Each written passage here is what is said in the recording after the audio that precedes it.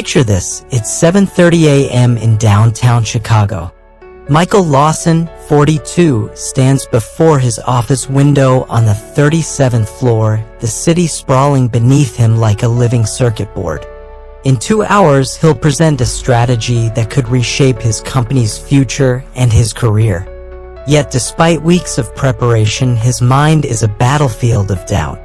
What if the board sees through me? What if I freeze? What if this is the day they finally realize I don't belong here? This cascade of negative thoughts isn't unique to Michael. It's something we all experience, those creeping doubts, the constant worry, the mental replays of past mistakes that drain our energy and distort our reality. Negative thinking is like an unwelcome house guest who arrives for a weekend but stays for months. At first, it seems manageable, just a moment of frustration or self-criticism.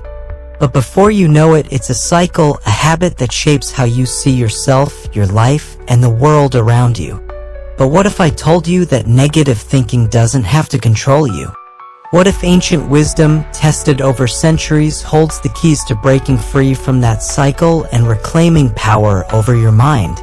Today, we're diving into the timeless wisdom of Marcus Aurelius, the philosopher-emperor who led Rome during some of its most challenging years. Despite facing wars, plagues, and betrayals, he developed mental frameworks that allowed him to maintain clarity and wisdom, frameworks that are astonishingly relevant to our modern American lives. As Marcus himself wrote, "You have power over your mind, not outside events. Realize this and you will find strength." This idea sits at the core of Stoic philosophy. While we can't always control what happens around us, we can control how we perceive it, how we think about it, and how we respond. That's where true freedom lies. Throughout this episode, you'll discover practical strategies to break the hold of negative thinking. We'll explore how to shift your perspective, reframe challenges, and create habits that foster resilience and clarity. From controlling your perceptions to embracing impermanence, from the power of your words to the strength of purposeful action, these aren't abstract concepts, but actionable steps you can implement today. This isn't about forcing toxic positivity or ignoring real struggles. It's about understanding how your thoughts work, learning to manage them effectively, and building a mindset that empowers rather than undermines you.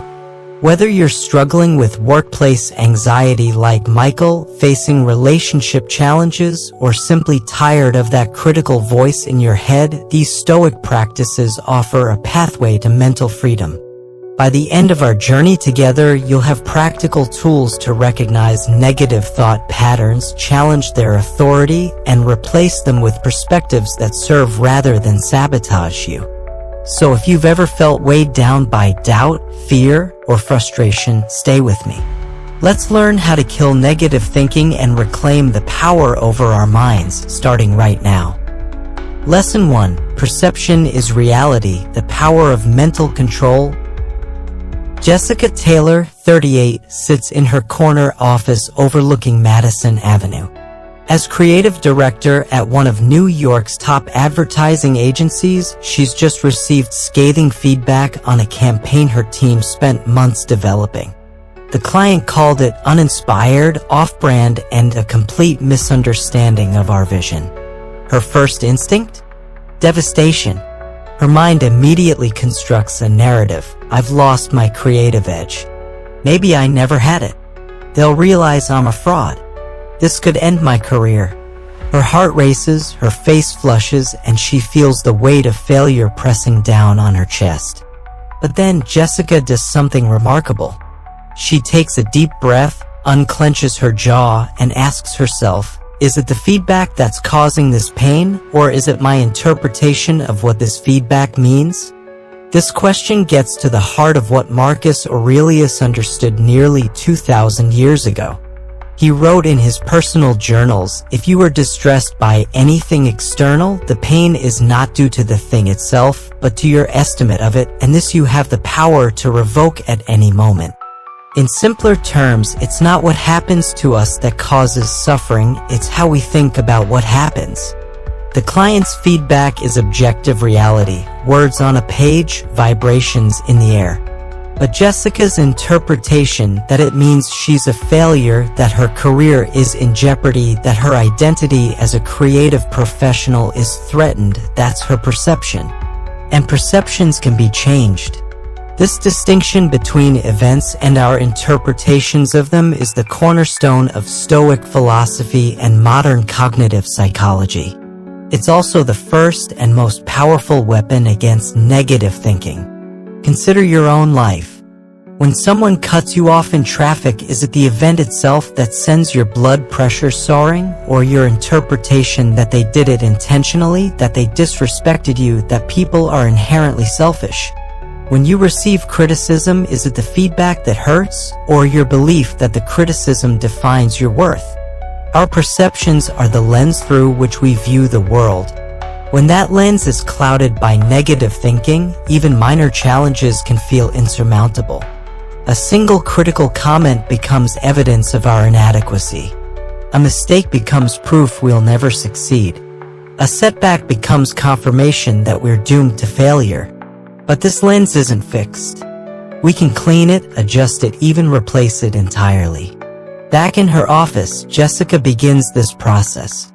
First, she creates distance between herself and her thoughts. Instead of thinking, "I'm a failure," she notices, "I'm having the thought that I'm a failure." This subtle shift is powerful. It recognizes that thoughts are events in our consciousness, not statements of fact or identity. Next, she challenges her interpretation. Is one negative client response really evidence that she's lost her creative edge? Haven't there been dozens of successful campaigns? Didn't the client approve 3 other projects just last month? By examining the evidence, she realizes her interpretation isn't aligned with the full reality. Finally, Jessica reframes the situation. What if this feedback isn't a judgment of her worth but an opportunity to better understand the client's vision? What if this failure is actually a chance to demonstrate her team's resilience and adaptability? What if the best creative work comes from this kind of iteration and refinement?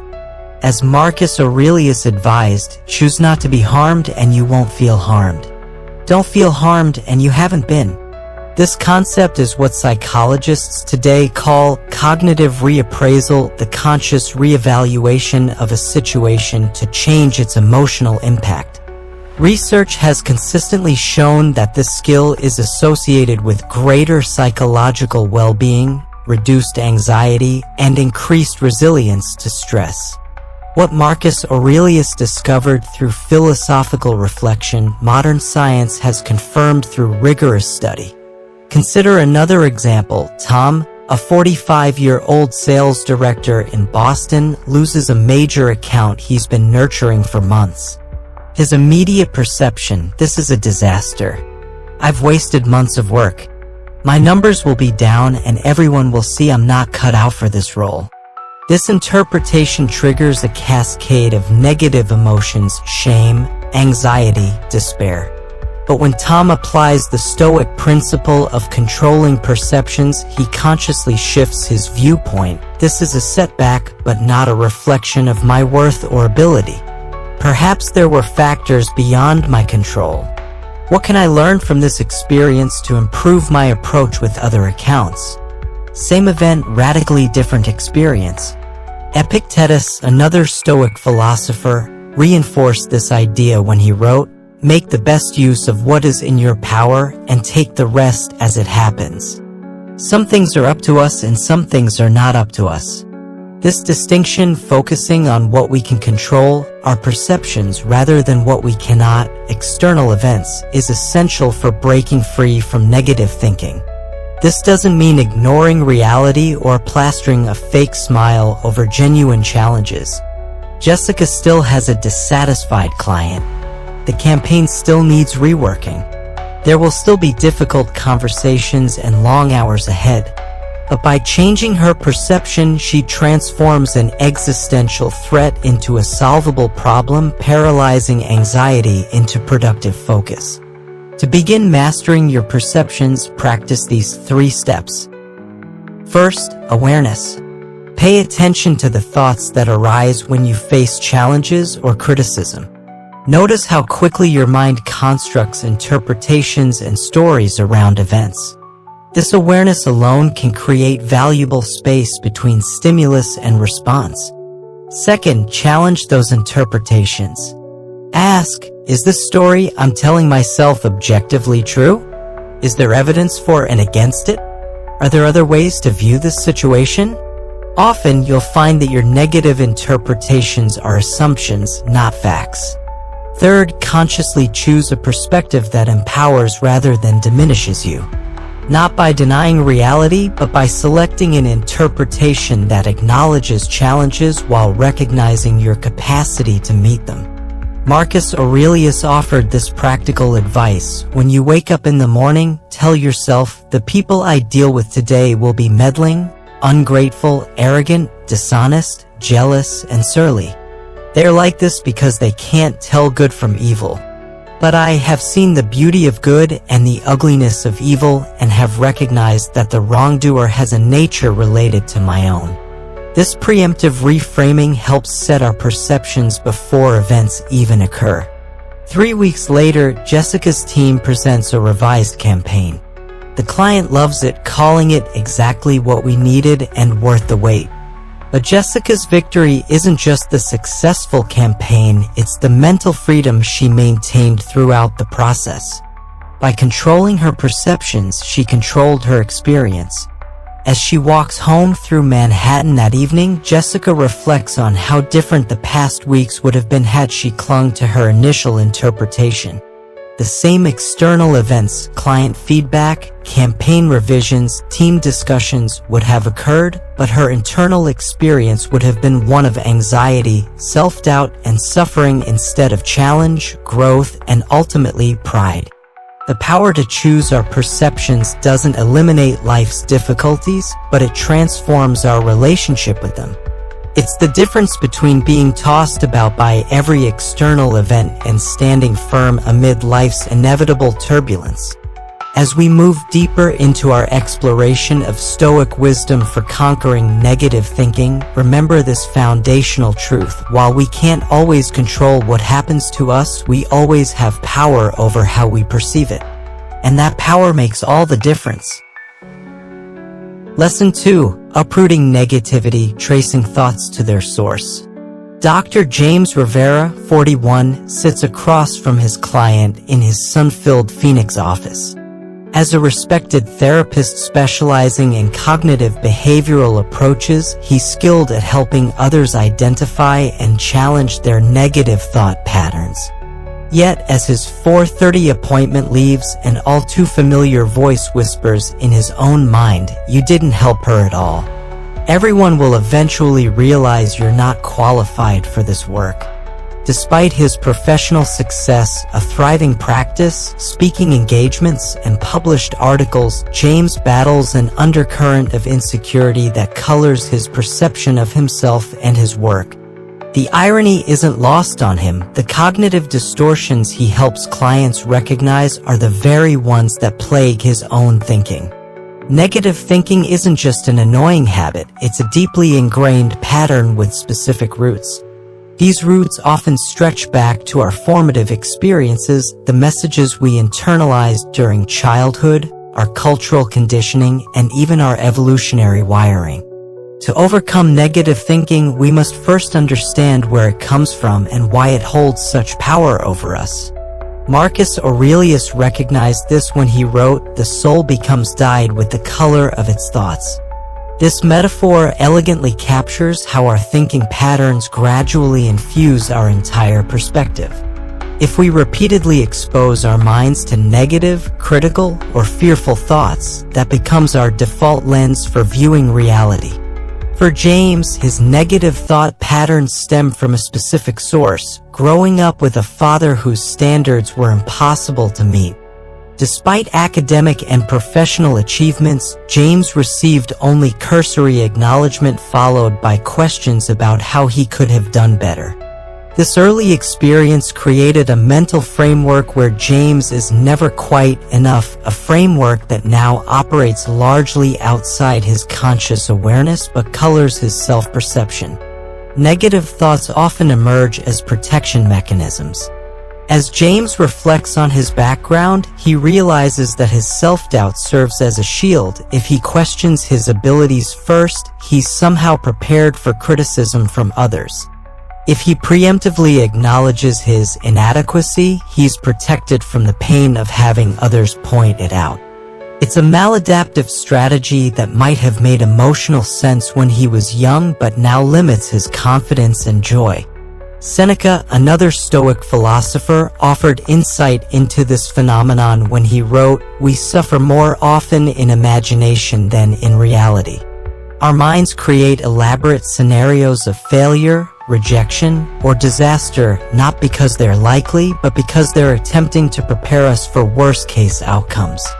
This hypervigilance might have helped our ancestors survive in dangerous environments, but in our modern context, it primarily generates unnecessary stress and suffering. Consider how often your negative thoughts begin with "what if?" followed by a catastrophic scenario. What if I fail? What if they reject me? What if everything falls apart? These thoughts rarely reflect likely outcomes, but rather represent the mind's attempt to prepare for threats that may never materialize. James's breakthrough begins when he starts keeping a thought journal, a practice he often recommends to clients.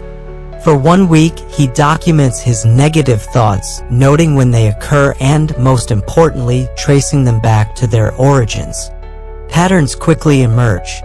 His self-doubt spiked before consultations with certain types of clients, particularly high-achieving professionals who remind him of his father. This awareness is the first crucial step in uprooting negativity. As Marcus Aurelius advised, the universe is change, our life is what our thoughts make it. By becoming conscious of previously unconscious patterns, we gain the power to change them.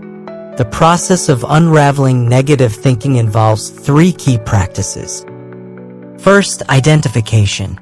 Pay attention to your automatic thoughts, especially during moments of stress, disappointment, or anxiety. What stories do you immediately tell yourself?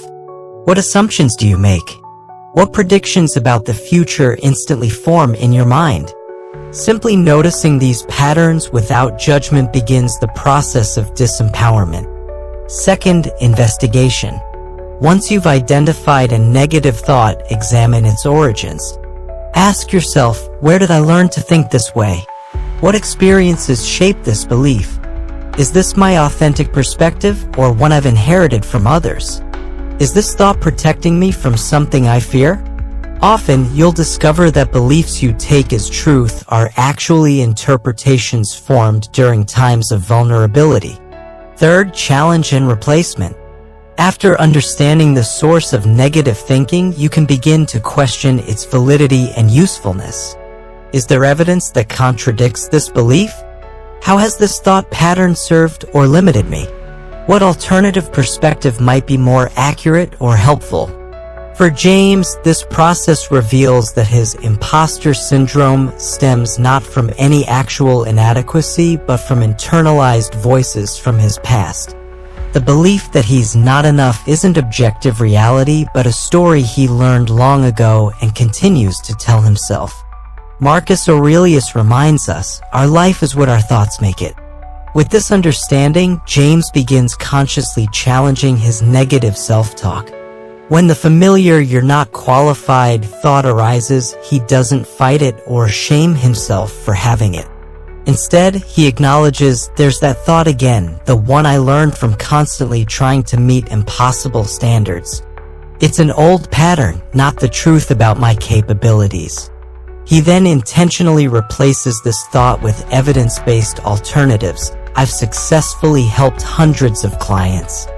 I regularly receive positive feedback. My training and experience have prepared me well for this work. Rebecca, a 37-year-old software engineer in Pittsburgh, goes through a similar process of uprooting negativity. Whenever she faces coding challenges, she immediately thinks, I'm going to fail at this. Everyone will see I don't belong in tech. Through reflection, she traces this pattern to being one of few women in her computer science classes, where male classmates and professors sometimes questioned her abilities. Understanding this root allows her to recognize these thoughts not as truth but as echoes from a specific context that no longer defines her reality. The process of uprooting negative thinking is rarely a one-time event. These thought patterns have created deep neural pathways in our brains, well-traveled routes that our minds naturally follow. Creating new pathways requires consistent practice, self-compassion, and patience. As Epictetus wisely noted, make it your study then to confront every harsh impression with the words, "You are but an impression and not at all what you seem to be." By understanding the roots of our negative thinking, we gain the perspective needed to loosen its grip. We realize that many of our most painful thought patterns are not inevitable truths but conditioned responses that we have the power to change. With awareness, investigation, and consistent practice, we can gradually transform the color with which our souls are dyed, from the dark hues of negativity to the clearer, brighter tones of a more balanced perspective. Lesson 3. Mental Renovation, Building a Stronger Mind. Catherine West, 42, stares at her computer screen in her Houston apartment, the harsh blue light illuminating her face as midnight approaches. As a structural engineer, she's always prided herself on precision and competence. But 3 months ago, she was passed over for a promotion at her firm, a position she'd been working toward for years. Since then, her mind has been running an endless loop of self-criticism. I'm not creative enough, she tells herself. I'm too rigid. I've wasted years at this company. At my age, I should be further along in my career. These thoughts have become so familiar that Catherine no longer questions them. They feel like the truth and unchangeable reality that defines her worth and potential. But what if these thoughts are just habits? What if the mind, like a house, can be renovated, outdated structures torn down, new ones built in their place? Negative thinking patterns are like old wallpaper. Once they're up, we stop noticing them. They fade into the background of our consciousness, influencing how we feel and act without our awareness. Yet the mind is remarkably adaptable. Just as it learned these patterns, it can unlearn them and adopt new ones. This process of replacing harmful thoughts with empowering ones is what it means to renew your mind. Marcus Aurelius understood this when he wrote, "The happiness of your life depends upon the quality of your thoughts." Our mental patterns create our experienced reality. Change the patterns, change the experience. The science of neuroplasticity confirms what the Stoics intuited. Our brains physically change based on how we use them. When we repeatedly think certain thoughts, we strengthen the neural pathways associated with them, making those thought patterns more automatic. The good news is that we can deliberately create new pathways through consistent practice. Catherine's journey toward mental renovation begins when she realizes a profound truth. She doesn't have to accept every thought that crosses her mind. Just because a thought appears doesn't mean it's true, helpful, or worth her attention. This realization comes during a weekend workshop on professional development. The speaker asks participants to write down their most persistent negative beliefs about themselves. Catherine writes her familiar script, "I'm not creative enough. I'm too rigid." Then comes the pivotal question, what evidence do you have that contradicts these beliefs? Catherine pauses. Evidence? She's never considered looking for evidence against her negative thoughts. They've always felt so obviously true that questioning them seemed pointless. But as she reflects, counterexamples begin to surface. There was the complex foundation design she developed for the Children's Hospital, a solution her colleagues called innovative. There was her reputation for finding elegant solutions to structural challenges within tight constraints. There was the junior engineer who told her, "I've learned more from you in 6 months than in my entire graduate program." For the first time, Catherine considers that her negative self-assessment might not be the complete picture or even an accurate one. This awareness creates a crack in the foundation of her negative thinking, allowing light to shine through. Seneca wrote, "The mind is slow to unlearn what it has been long in learning." Catherine's negative thought patterns weren't created overnight, and they won't be dismantled overnight either. Mental renovation is a process that requires patience, consistency, and specific strategies. The first strategy is awareness. We can't change what we don't notice. Catherine begins paying attention to her mental narrative throughout the day, especially when she feels anxious or discouraged. She realizes that her mind generates dozens of self-critical thoughts daily, judgments so automatic that they've been invisible. The second strategy is examination. Once she notices a negative thought, Catherine pauses to evaluate it. Is this objectively true? Is there evidence for and against it? Is this thought helping me or harming me? Often, she discovers that her harshest self-judgments don't hold up to scrutiny or serve any constructive purpose. The third strategy is deliberate replacement. When Catherine catches herself thinking, "I'm not creative enough," she intentionally shifts to an alternative perspective. "I have both analytical and creative strengths. My creativity shows up in how I solve structural problems." Over time, these new thoughts create new neural pathways, making positive perspectives more accessible. Marcus Aurelius offered practical advice for this mental renovation when he wrote, "If you are pained by any external thing, it is not this thing that disturbs you, but your own judgment about it. And it is in your power to wipe out this judgment now." This wiping out of unhelpful judgments and replacing them with more balanced ones is at the heart of mental renewal.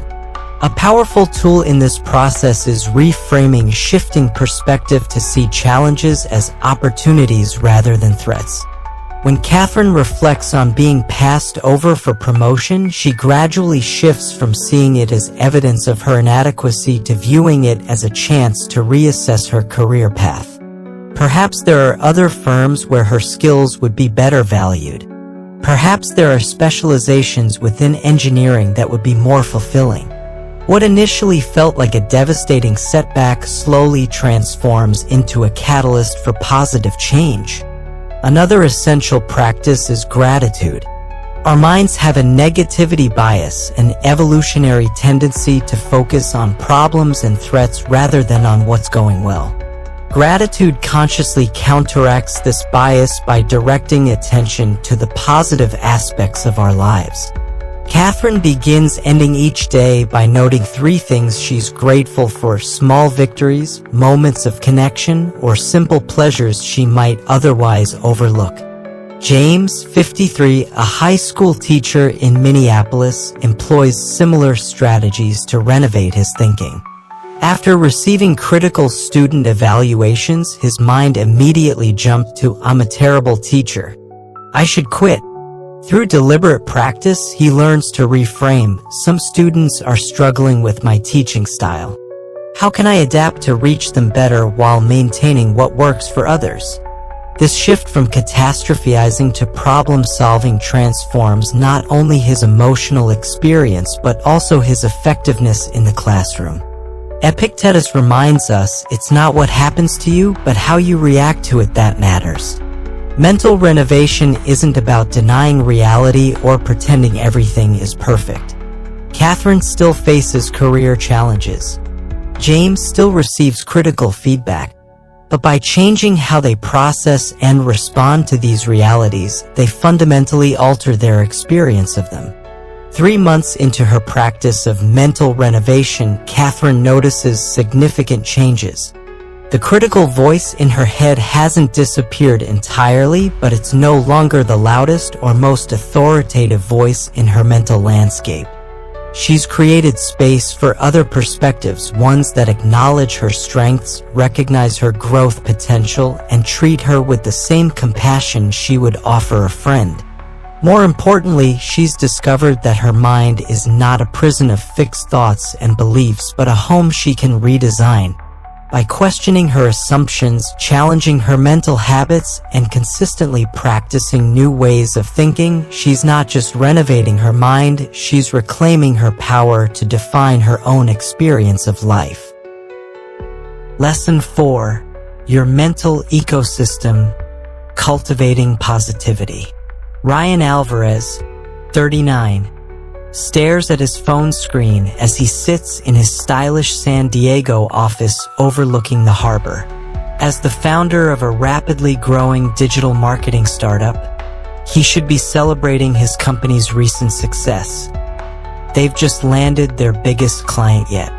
Instead, he's scrolling through Instagram, comparing himself to competitors who seem to be growing faster, innovating more brilliantly, and living more impressively. With each swipe, his mood darkens. By the time he sets his phone down, the victory that had him elated this morning feels hollow. His mind buzzes with thoughts of inadequacy. We're falling behind. Everyone else is doing better. It's only a matter of time before our clients realize they should go elsewhere. What Ryan doesn't fully appreciate is how profoundly our environment, both physical and social, shapes our thoughts, emotions, and overall mindset. Just as plants are influenced by the soil they're planted in, the water they receive, and the amount of sunlight they get, our minds are continuously affected by the environments we immerse ourselves in. Marcus Aurelius understood this connection when he wrote, "The happiness of your life depends upon the quality of your thoughts." While it's true that our thoughts determine much of our experience, what shapes those thoughts? Often, it's the people we spend time with, the physical spaces we inhabit, and the information we consume. Negativity and positivity are both contagious. When we're surrounded by chronic complainers or cynics, their perspective gradually infiltrates our thinking. Conversely, when we spend time with optimistic, solution-oriented people, their approach rubs off on us. This isn't about superficial positivity. It's about recognizing that our social environment has a subtle but powerful influence on our mental habits. For Ryan, his digital environment has become toxic. The carefully curated success stories he consumes daily aren't representative of reality. They're highlight reels that omit struggles, failures, and the mundane aspects of running a business. Yet by immersing himself in these partial truths, he's creating a mental ecosystem where he constantly feels inadequate. Epictetus advised, "If you wish to improve, be content to appear clueless or stupid in extraneous matters." This wisdom reminds us that sometimes improvement requires stepping away from information or comparisons that don't serve us, even if that means being out of the loop on certain matters. After a particularly discouraging evening of social media scrolling, Ryan makes a decision. He doesn't delete his accounts. He needs them for business, but he establishes boundaries. No social media first thing in the morning or last thing at night. No checking competitors' accounts more than once weekly, and only with a specific purpose. He installs an app that limits his daily usage to 30 minutes. Within a week, he notices a difference. Without the constant influx of carefully crafted success stories, his mind has space to appreciate his own achievements and focus on his unique business vision rather than imitation. He's not denying reality or avoiding useful information. He's creating a healthier information environment that fosters clarity rather than comparison. Our physical environment also profoundly affects our mental state. Clutter, noise, and aesthetic elements all influence how we think and feel. Seneca noted, "A crowded mind leaves no space for contemplation." The same applies to a crowded space. Amanda, 47, a customer service manager in Cleveland, transforms her home office from a chaotic dumping ground for household papers and projects into a calm, organized workspace with plants, good lighting, and minimal distractions. The impact on her work focus and mental clarity is immediate. The external order fosters internal order. Perhaps most influential are our social environments, the people with whom we regularly interact. Jim Rohn famously said that we are the average of the 5 people we spend the most time with. The Stoics would likely agree, recognizing that human beings naturally mirror and absorb the attitudes, beliefs, and behaviors of those around them. Ryan faces this reality when he realizes that one of his business partners, Devin, has become increasingly negative. Every opportunity is met with why it won't work. Every challenge is catastrophized, and every competitor's success is framed as their own failure. After several frustrated months, Ryan initiates a difficult conversation about how this mindset is affecting the company culture. "I value your critical thinking," Ryan tells him, "but we need to balance identification of problems with creation of solutions. The team is becoming afraid to bring new ideas because they expect immediate criticism."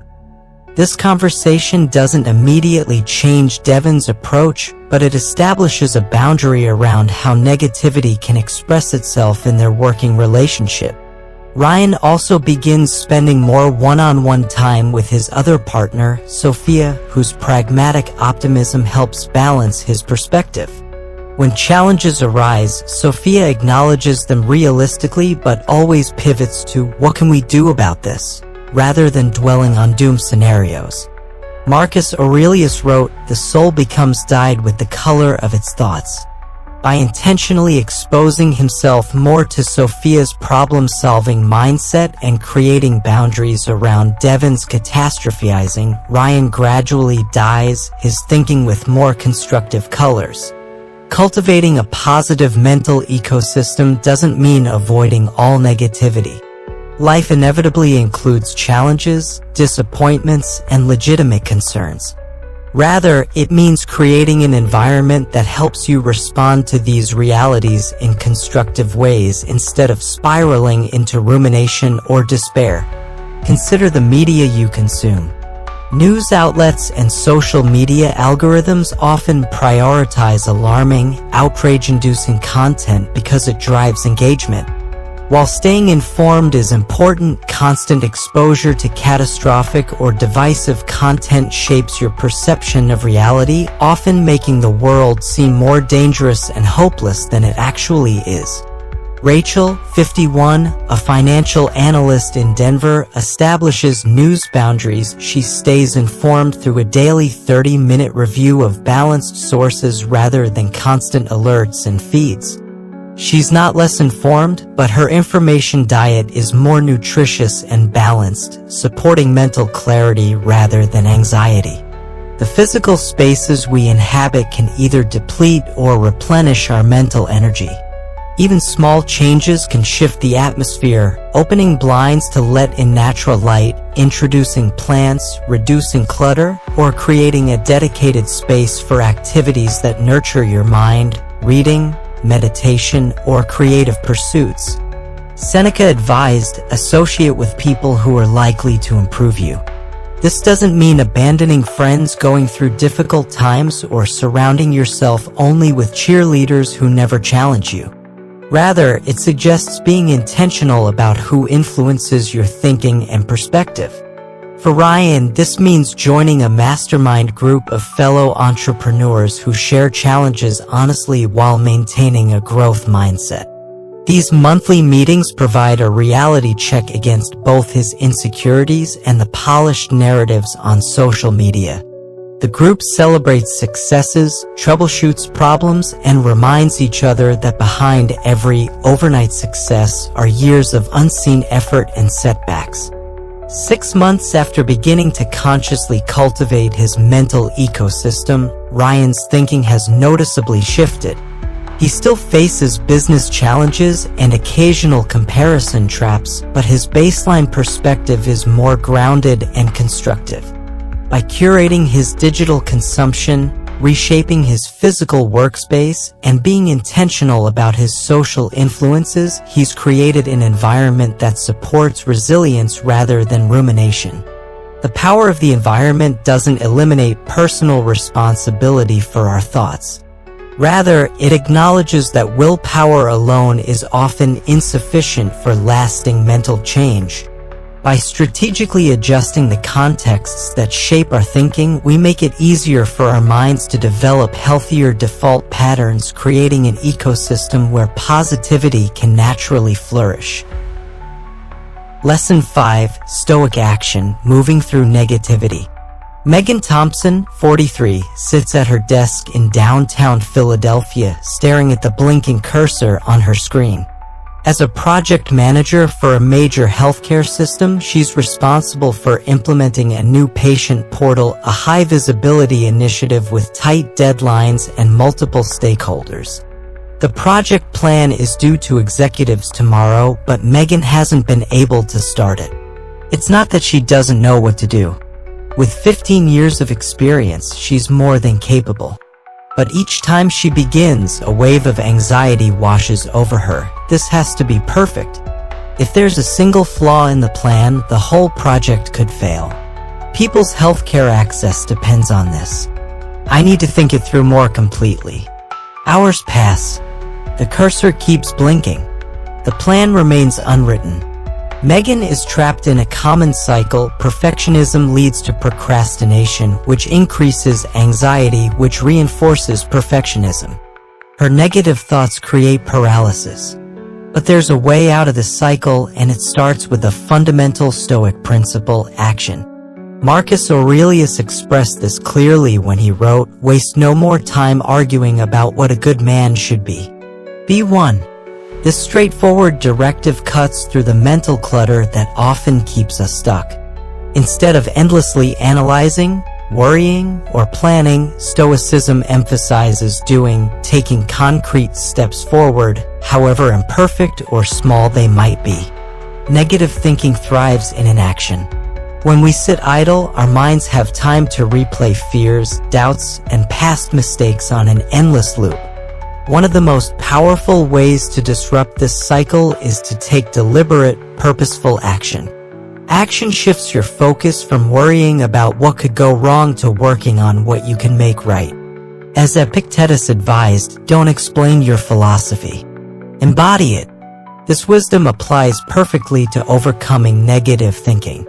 We can't think our way out of negative thought patterns. We must act our way out by creating new experiences that challenge our limiting beliefs. For Megan, the breakthrough comes when she remembers advice from a mentor: start with the bad version. Rather than aiming for perfection from the outset, she gives herself permission to create a rough draft, something to improve upon rather than a finished product. This simple shift breaks the spell of paralysis. Within minutes, she's outlining key project phases. The plan isn't perfect, but it exists, and existing is the first requirement of improvement. Stoic action begins with focusing on what's within your control. Many negative thoughts stem from obsessing over things we can't change, other people's opinions, past mistakes, or unpredictable outcomes. When we redirect our energy toward actions within our sphere of influence, we regain a sense of agency and purpose. Consider Daniel, 46, a high school English teacher in Austin who becomes fixated on a negative performance review from his principal. For days, he ruminates on the criticism, questioning his teaching ability and imagining worst-case scenarios about his career. The turning point comes when he asks himself, what aspects of this situation can I control?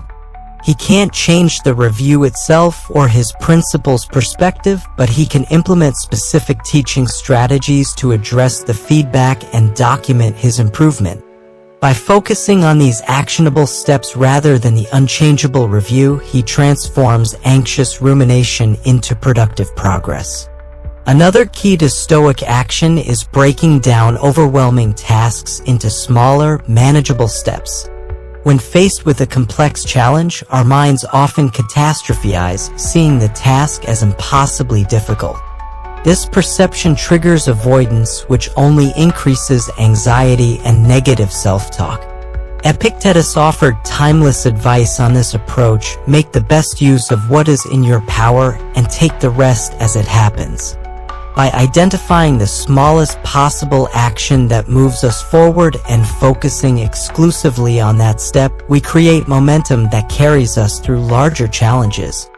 For Megan, this means dividing her project plan into 5 distinct sections and committing to complete just the first section in her initial work session. Once that's done, she moves to the second, then the third. Each completed section builds confidence that erodes her negative thoughts about inadequacy and potential failure.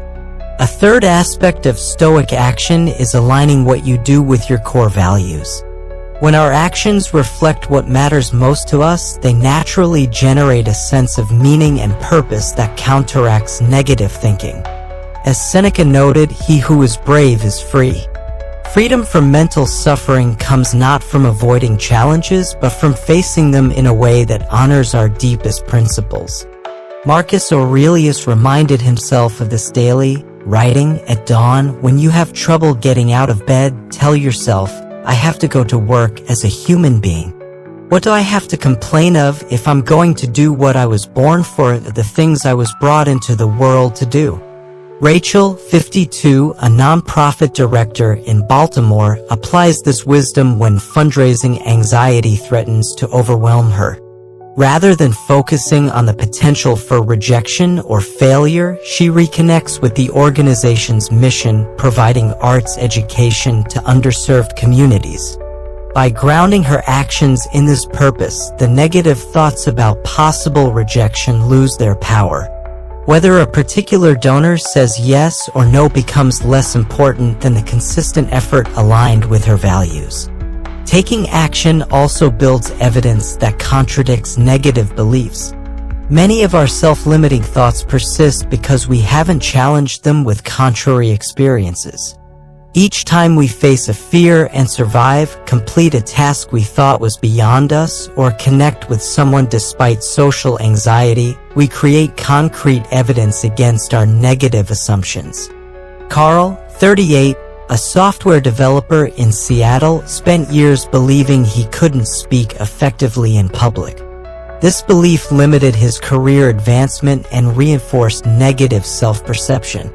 The shift began when he joined a small presentation skills group and committed to giving one 3-minute talk each month. Each successful presentation, however modest, created evidence against his belief in his incompetence.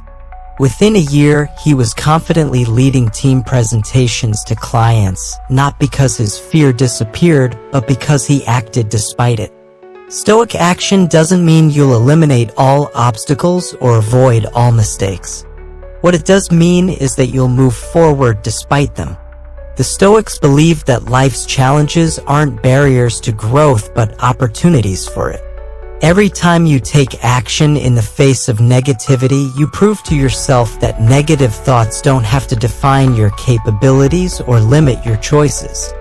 As Megan completes her project plan, imperfect but thoughtful and on time, she realizes something important. The negative thoughts didn't disappear during the process.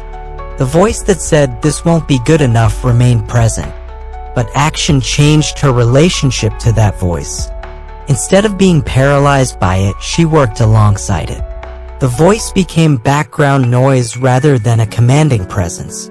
This is the essence of Stoic action, not the absence of negative thoughts, but the decision to act despite them.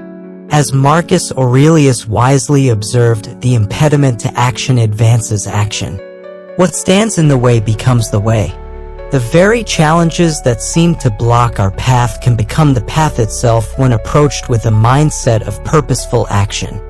By focusing on what's within your control, breaking tasks into manageable steps, aligning actions with values, and building evidence against limiting beliefs, you create momentum that transforms how you relate to negative thinking. You shift from passive victim to active participant in your life, and in that shift lies freedom. The next time negative thoughts threaten to immobilize you, remember, you don't have to wait until you feel confident or certain to begin.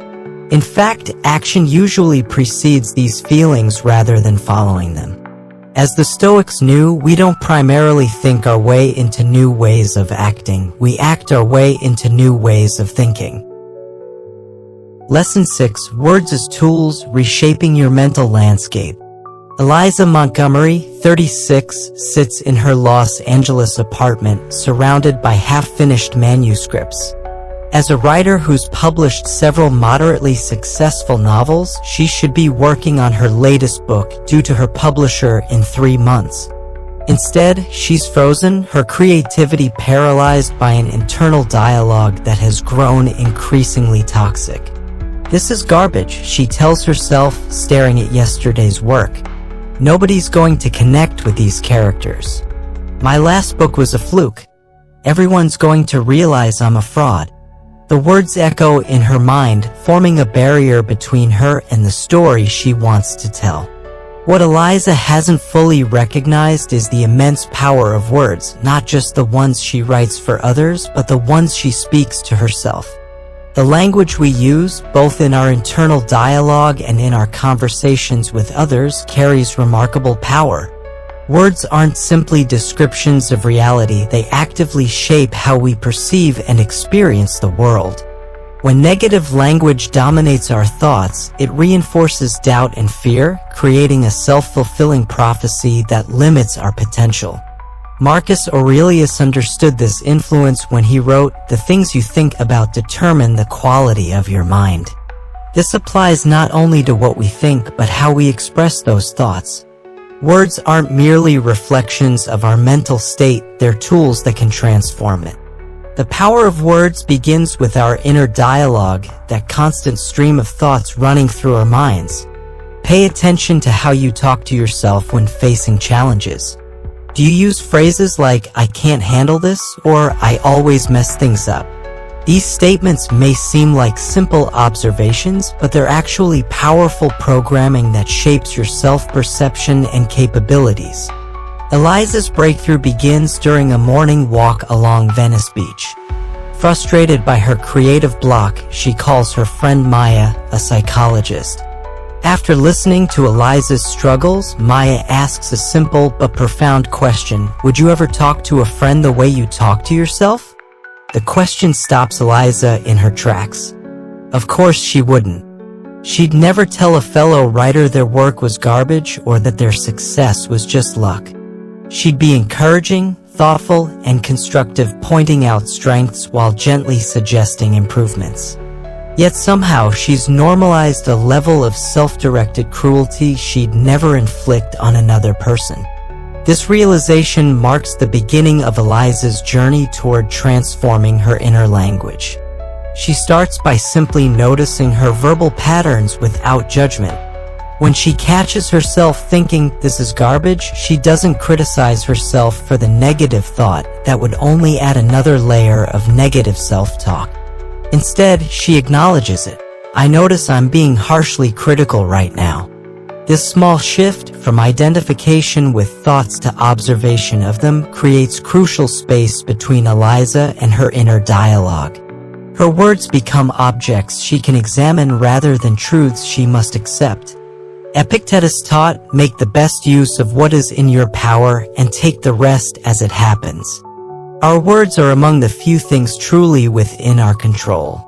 We can't always choose our circumstances, but we can choose how we frame them through language. Next, Eliza begins consciously reframing her internal statements. When "this is garbage" arises, she deliberately shifts to "this is a first draft, and first drafts aren't meant to be perfect." When "I'm a fraud" surfaces, she replaces it with "I'm a writer who, like all writers, has moments of doubt and moments of clarity." These reframings aren't about denying challenges or forcing toxic positivity. Eliza doesn't tell herself this is brilliant when she doesn't believe it. Instead, she chooses language that's both honest and constructive, words that acknowledge reality while creating space for growth rather than shutting it down. The words we speak aloud to others are equally powerful. Mark, a 47-year-old marketing director in Portland, notices how differently his team meetings feel when he consciously shifts his language. Rather than saying, the campaign failed to meet expectations, he says, we learned valuable insights about what resonates with our audience. Same reality, different framing, and dramatically different impact on his team's motivation and creativity. Seneca advised, associate with people who make you better. Our words play a crucial role in whether we lift others up or drag them down. When we consistently use language that focuses on problems without solutions, past mistakes without lessons, or fears without possibilities, we become the kind of presence that depletes rather than energizes those around us. One powerful tool for transforming your verbal landscape is the practice of affirmations, intentional positive statements that help reprogram mental patterns. While sometimes dismissed as simplistic, research in cognitive psychology and neuroscience supports their effectiveness when used properly. For Eliza, this doesn't mean generic statements like, I am successful. Such broad affirmations often trigger internal resistance when they don't match our current self-perception. Instead, she creates specific, believable affirmations like, I've overcome creative challenges before and I have the tools to do it again, or I'm committed to the process of writing, not just the outcome. These statements feel true enough to accept while still gently stretching her self-concept in a positive direction. Over time, as she repeats them daily, especially before sitting down to write, they begin to reshape her default thinking patterns. Marcus Aurelius reminded himself, our actions may be impeded by them, but there can be no impeding our intentions or our dispositions. Because we can accommodate and adapt. This adaptive capacity begins with the words we use to frame our experiences. By intentionally choosing language that empowers rather than limits us, we create mental pathways that lead to resilience and growth. Language also shapes how we perceive time and possibility. Notice how often negative thinking employs absolute terms. I'll never succeed, things always go wrong, I'm always overlooked. These sweeping generalizations collapse time, erasing both past successes and future possibilities. By replacing them with more accurate temporal language, I'm facing a challenge right now. This particular project didn't go as planned. We recognize the transient nature of difficulties. After a particularly difficult day when no words seem to flow, Eliza catches herself thinking, I'll never finish this book. She consciously rewrites this thought. I'm struggling with this chapter today. Tomorrow may be different. This simple adjustment reopens the future, making space for possibility where absolutist language had closed it off. Another powerful linguistic tool is replacing passive language with active constructions. Compare, I was devastated by the criticism with, I responded to the criticism with disappointment. The first phrasing positions you as a passive recipient of emotional impact. The second acknowledges your agency in how you process experiences. This subtle shift reinforces your capacity to choose your responses rather than being at the mercy of external events. 3 weeks into her conscious language practice, Eliza notices significant changes. Her writing sessions feel different, not always easier, but less fraught with existential dread. When negative thoughts arise, she has tools to address them rather than being overwhelmed. The internal dialogue hasn't disappeared, but it's become more balanced, more supportive, more conducive to creativity. Words have the power to create worlds, both on the page and in our minds. By becoming intentional about the language we use, we can transform limiting narratives into expansive ones, harsh self-criticism into constructive feedback, and pessimistic forecasts into open possibilities. As Eliza returns to her manuscript with renewed focus, she keeps a quote from Marcus Aurelius nearby: "The soul becomes dyed with the color of its thoughts." Through her conscious choice of words, both internal and external, she's gradually changing the color with which her mind is dyed, from the dark hues of fear and self-doubt to the clearer, brighter tones of possibility and resilience. Your